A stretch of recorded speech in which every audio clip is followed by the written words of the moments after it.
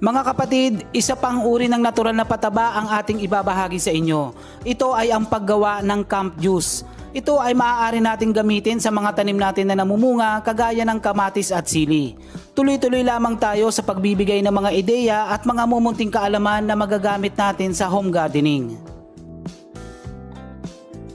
Pero bago ang lahat, ano ba ang camp juice? Marahil ay dito nyo lang sa channel na ito maririnig ang camp juice. Ito ay isang uri ng natural na pataba na ginagamitan ng balat ng saging, balat ng itlog at Epsom salt.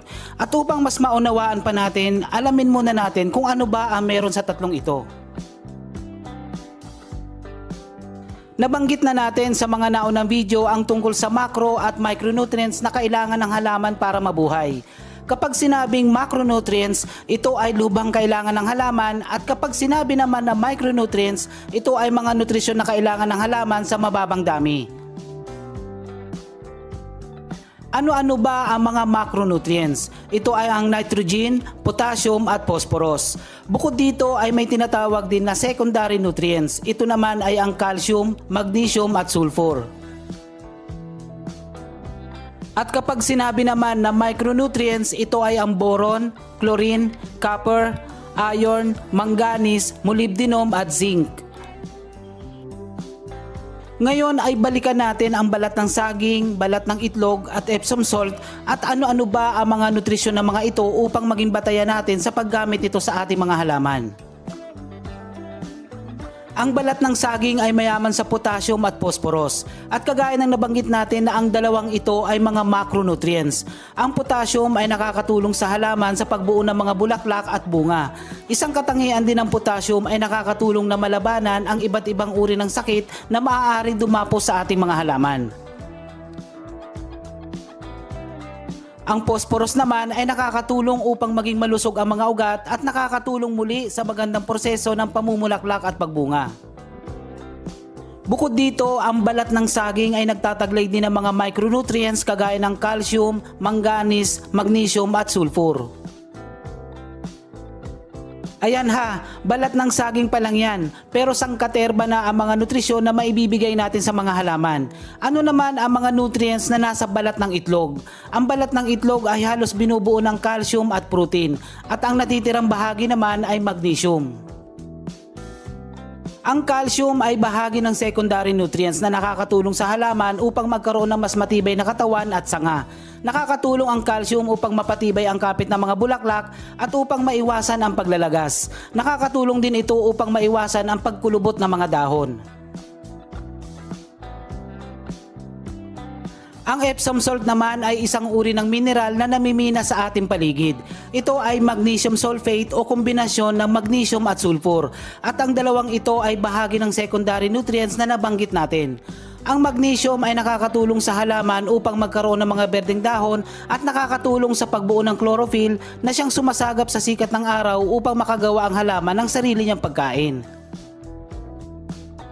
At ang kombinasyon ng tatlong ito ay tinawag kong CAMP o calcium, magnesium at potassium. Paano ba ginagawa ang camp juice? Maghanda ng 5 piraso ng buong balat ng saging o katumbas ng 1 tasa at hiwain ng maliliit. Lahat ng uri ng saging ay pwedeng gamitin. Kahit anong saging pa yan, basta saging. Ang mga balat ng itlog ay durugin ng bahagya.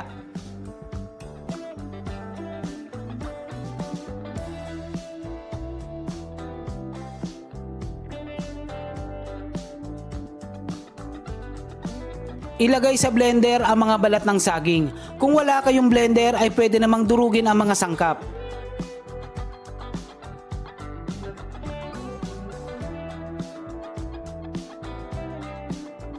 Lagyan ng 3 kutsara ng balat ng itlog.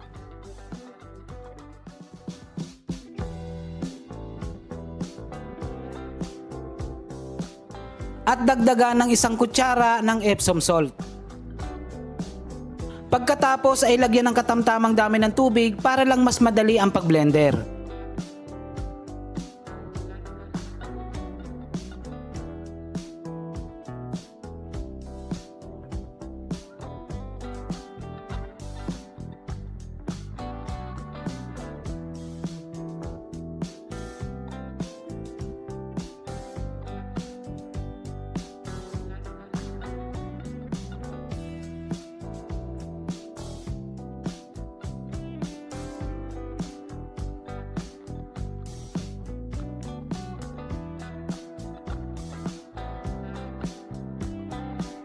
Maghalo ng 2 kutsara ng camp sa 2 litrong tubig.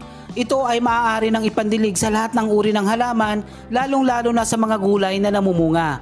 Bukod sa fermented fruit juice, seaweed foliar fertilizer at iba pang natural na pataba na natalakay na natin sa channel na ito, ay maaari nyo din itong subukan. Magdilig ng camp juice 2 beses sa isang linggo at mas mainam kung ito ay gagawin sa umaga.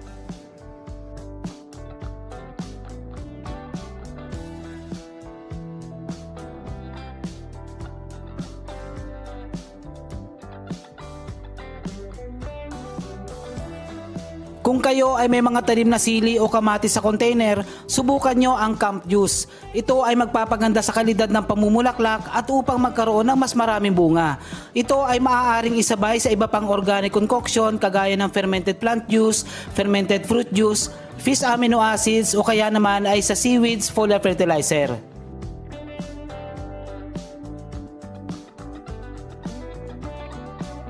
Sa mga magtatanong kung saan nabibili ang Epsom salt, ito ay nabibili sa Healthy Option, Garden Supply at sa online. Sa panahon